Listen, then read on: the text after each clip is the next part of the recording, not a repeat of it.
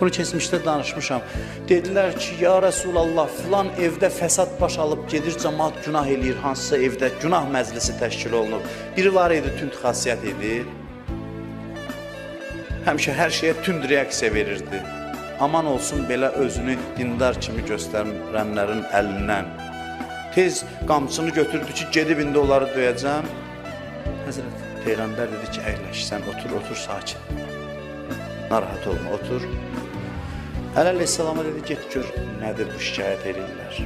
Necə davransa yaxşı. Həzrəti Əleyhissalam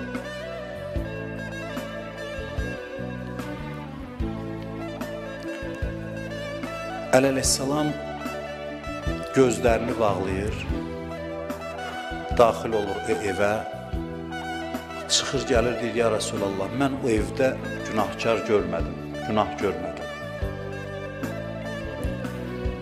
Bu örnəyi təqdim edir bizə. Peyğəmbər də məhz Həzrət Əlini seçir, göndərir ora. Peyğəmbərdən hədis var, qınamayın, heç kəsi qınamayın. Ən günahkar adamı da ürəyin yanır, neynirsən, amma qınamayın. Peyğəmbər buyurur ki, birini qınasan, qınadığın şey başına gəlməyincə ölməzsən. Ürəyində də qınama. Əməli pisdir, pisliyi öz yerində. Amma qınama. Ürəyində də qınama.